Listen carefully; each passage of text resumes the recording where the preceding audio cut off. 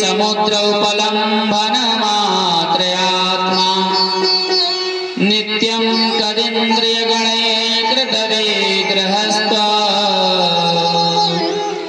तस्यैव कृपपदं विदुतं तमुदम्।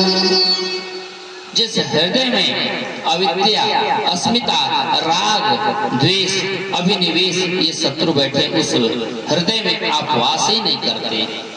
आप तो आत्मा रूपी समुद्र में ही वास करते हैं। चौथी बार आपने कहा मैं तो काला हूँ। तुमने विवाह क्यों किया? रुक्मणी कहते हैं अरे महाराज, काले हो तब बड़े कमाल करते हो, गोरे होते तो भगवान जाने क्या करते, न जाने कितनों के गला कट जाते।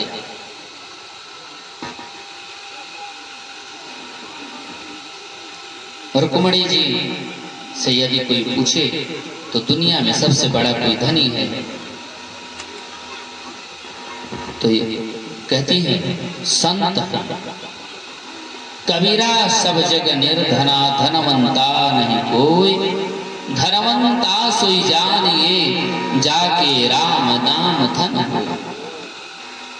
जिसके पास राम नाम का धन है ना वही सुखी है, अन्यथा इस दुनिया में तो सब माया के चक्कर में पड़े हैं।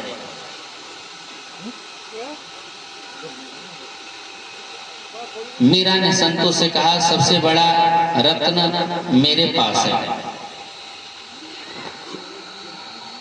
कहते हैं पायो जी मैंने राम रतन धन पायो, पायो जी मैंने राम रतन धन पायो, पायो जी मैंने राम रतन धन पायो, पायो जी मैंने राम रतन धन पायो।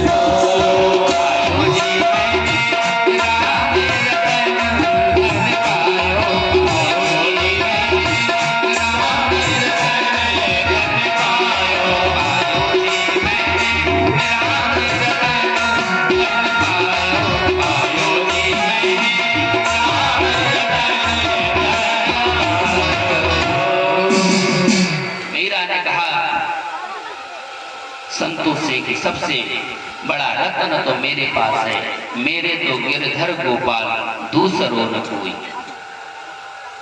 गोविंद से बढ़कर के मेरे पास कोई कुछ है ही नहीं। हाँ बताओ। आगे चले सुखदेव जी कहते हैं भगवान गुरुदेव भगवान के पोते जो अनिरुद्ध जी हैं इनके दो विवाह हुए। एक तो विवाह हुआ रुक्मी की पोती के संग और दूसरा विवाह हुआ बाणासुर के पुत्री उषा के संग। बाणासुर की जो पुत्री उषा थी स्वप्न में प्रद्युम्न जी को देख लिया था। प्रद्युम्न अनिरुद्ध जी को देख लिया था। परिणाम यह हुआ कि सहेली चित्रलेखा जो बड़ी योगिनी थी उससे कहा वो रात्रि में ही द्वारिका गई और सोते हुए कृष्ण के पुत्र अनुरुद्ध को चुरा लिया।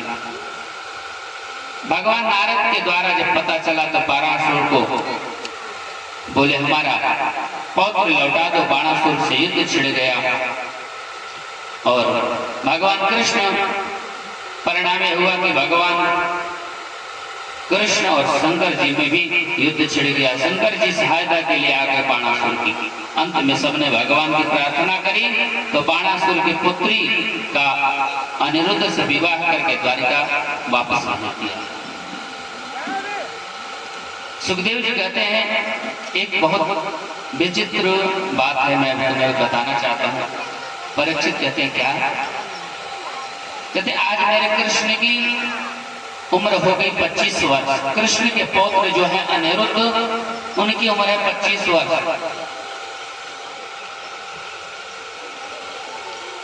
जो अनिरुद्ध जी हैं उनकी उम्र है 25 वर्ष और भगवान की उम्र है 50 वर्ष, और वे हो गए 15 वर्ष के। क्योंकि भगवान कभी 15 वर्ष से आगे जाते ही नहीं है। राघवेंद्र सरकार ने 13,000 वर्षों तक भूमि पर वास किया।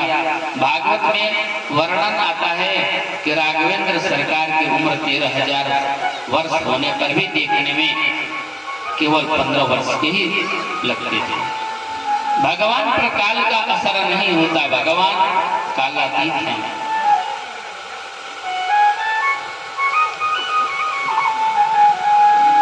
आगे चलकर राजा पौंड्रक की कथा आती है। एक बार किसी का फायदा उठाया, उसका नाम है पौंड्रक।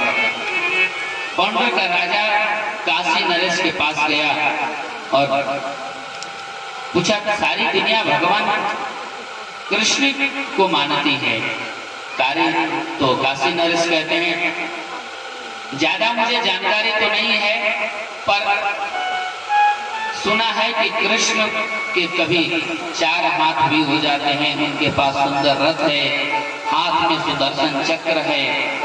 अच्छा, पौंड्रक बोला यदि मैं भी अगर 4 हाथ लगा लूं और हाथ में सुदर्शन चक्र धारण करूं, तब तो मुझे भी भगवान मानेंगे लोग। बोले क्यों नहीं मानेंगे, जरूर मानेंगे। पौंड्रक ने 2 हाथ लकड़ी के इधर बना लिया, 2 हाथ इधर लकड़ी के बना लिया, और पता है कागज का सुदर्शन चक्र बना लिया, बटन वाला। बटन दबाता तो हाथ से निकल करके सुदर्शन चक्र घूमता। अब अपने आप को बहुत बड़ा भगवान मानने लगा पौंड्रक, और मृग कस्तूरी घीस कर शरीर पर लगा लिया और काला काला हो गया। अब सारी प्रजा उसे भगवान मानने लगी, उसकी पूजा करने लगी। पता क्या उसकी आरती गाते? जय पौंड्रक वासुदेवा स्वामी, जय पौंड्रक वासुदेवा,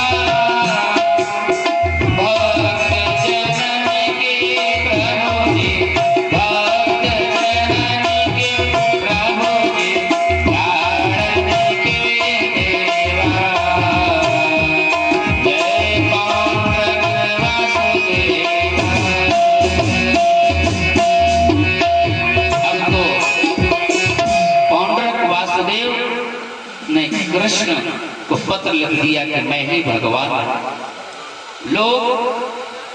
लाखों लोग इसे भगवान मानने लगे, भक्त बन गए। पौंड्रक के उद्धव के साथ मेरे प्रभु पधारे, उसका उद्धार कर दिया। मेरे प्रभु ने पौंड्रक वासुदेव का उद्धार क्या किया, उसे मुक्ति दे दी। भगवान ने सोचा इसने मेरा रूप धारण किया, मेरी याद तो करता है, और जो याद करता है मेरी, उसको तो मुक्ति देना ही चाहिए। भगवान ने उसको मुक्ति दे दी। सुखदेव जी कहते हैं भगवान बनने में फायदा नहीं है, जो सेवक बनने में फायदा है, दास बनने में जो फायदा है। अहम ही नारायण दास, मैं प्रभु का सेवक हूँ, नारायण का दास हूँ। तो जो भगवान बनने में फायदा नहीं है, वो भगवान के दास बनने में फायदा है। कृष्ण का चरित्र इतना टेढ़ा है, विधाता की बुद्धि भी चकरा जाती है। राम कथा जो सुनेगा नहीं और राम की मर्यादा जीवन में अपनाएगा नहीं, तब तक कृष्ण कथा उसके समझ में आ ही नहीं सकती। भगवान को 3 महीने हो गए, नारद जी कुछ नाटक देखते देखते नैवाद्भुतं त्वयि विभो किल लोकनाथे मैत्री जनेषु सकलेषु दमखला निस्त्रीयसाय हि जगत् हितरक्षणाभ्यां स्वैरावतारमुरुगाय विदाम सुष्ठु। नारद जी महाराज प्रणाम कर कहते हैं कोई आश्चर्य नहीं भगवान, आपके चरित्र में क्या आश्चर्य है। नारद जी ने कहा गोपाल, आज पांडवों ने एक नई राजधानी बनाई है जिसका नाम है इंद्रप्रस्थ।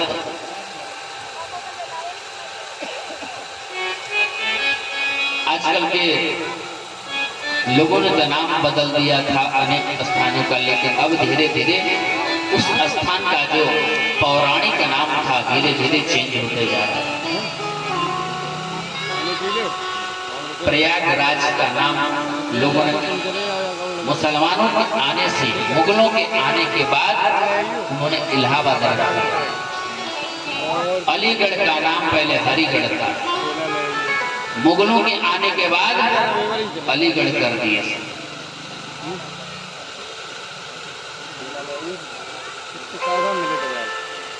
गोमो जो स्टेशन है उसका नाम अब नेताजी सुभाष चंद्र बोस के नाम से जाना जाता है। जो मुगल सराय है अब उसका नाम पंडित दीनदयाल उपाध्याय नगर के नाम से जाना जाता है। जो सनातन धर्म के पौराणिक के अनुसार जो पहले नाम था वही वास्तविकता नाम अब बदल रहे हैं। ताजमहल का नाम तेजो महल होगा,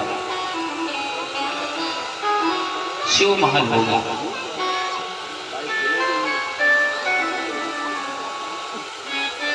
नारद जी ने जाकर के भगवान को कहा कि पांडवों ने राजसूय यज्ञ करना चाहते हैं, आप वहां पधारिए। भगवान ने कहा पांडवों से कहना मैं यज्ञ में जरूर पधारूंगा। नारद जी को विदा किया प्रभु ने। एक दूत आया और उसने कहा मैं गया से आया हूँ। बोले क्या बात है, कैसे आए होते बताइए। दूत ने कहा मगध के जो राजा है जरासंध, उसने 20,000 राजाओं को बंदी बना रखा है। नरबलि देने के लिए उन राजाओं ने मुझे आपके पास भेजा है, आपकी रक्षा, आप ही उनकी रक्षा करें। इधर भगवान ने आकर के कहा पांडवों से क्या आपने राजसूय यज्ञ करना चाह रहे हैं? कहते हाँ।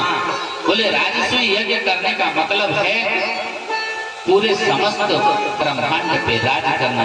आपने सारे प्रदेश को जीत लिया है? बोले नहीं, सब तो जीत लिया, सब राजाओं को मना लिया, लेकिन एक मगध के राजा जरासंध वो ही नहीं मानता। बोले अच्छा, तो आप जब तक उसको नहीं जीतेंगे तब तक आप राजसूय यज्ञ कैसे कर सकते हैं? भगवान कृष्ण भीम के साथ और अर्जुन के साथ गए मगध के राजा जरासंध के पास, ब्राह्मण का रूप धारण करके और जाकर के जरासंध के द्वार पर खड़े होकर जरासंध आदर सम्मान करता, प्रणाम करता है, कहता है कि आइए महाराज पधारिए, भोजन प्रसादी पाए। बोलिए क्या चाहिए वरदान में बताइए, जो मांगे आपको मैं दूंगा। बोले अच्छा। भगवान कहते हैं कि अगर मुझे देना चाहते हो तो मैं आपसे युद्ध करना चाहता हूँ, युद्ध का वरदान दीजिए।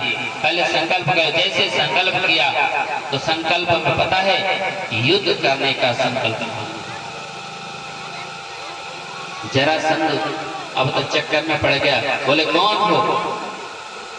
अपना वास्तविक रूप जब दिखाए तो ओहो, उस बार तुम्हें हरा दिया, फिर आ गए युद्ध के लिए, क्यों अपनी नाक कटाना चाहते हो? चले जाओ। कहते हैं तुम्हें युद्ध करना है किससे? तो अर्जुन को गुमान आ गया। कहते अर्जुन से लड़ूंगा। अर्जुन को गुमान आ गया। अर्जुन लड़ते लड़ते थक गए। रात्रि भर कहते हैं भगवान से कि देखिए प्रभु मेरे तो नस ढीली हो गई, चलते हैं वापस। हम मोटे ताजा भीमसेन को भी घुमाना गया, कहते कि अब तो मैं भीम से लड़ूंगा। भीमसेन भी लड़ते लड़ते जब थक गए तो भगवान कृष्ण कहते हैं कि ऐसे ये परास्त नहीं होगा। भगवान ने एक तिनका लिया, तिनका चीर करके भीमसेन के द्वारा उसका उद्धार करा दिया।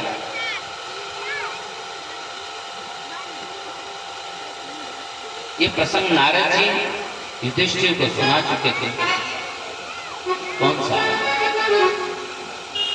भगवान सबका उद्धार करते हैं। प्रेम से जपिए या शत्रुता करके जपिए, भगवान आपकी जरूर मुक्ति करते हैं, लेकिन प्रेम से जपेंगे तो उसकी आनंद ही कुछ और है। शिशुपाल भगवान का नाम लेता है, 99 वेद गाली दिया, कृष्ण तो ऐसा है, कृष्ण वैसा है, लेकिन उस 99 गाली में भी भगवान का नाम लेता था। जैसे ही 100वां गाली दिया, भगवान ने अपना दिव्य सुदर्शन चक्र निकाला और दिव्य सुदर्शन चक्र से शिशुपाल का उद्धार कर दिया। सुखदेव जी से पूछते परीक्षित कि प्रभु शिशुपाल तो गाली देता था, लेकिन इधर भगवान ने शिशुपाल को भी उद्धार कर दिया, ऐसा क्यों?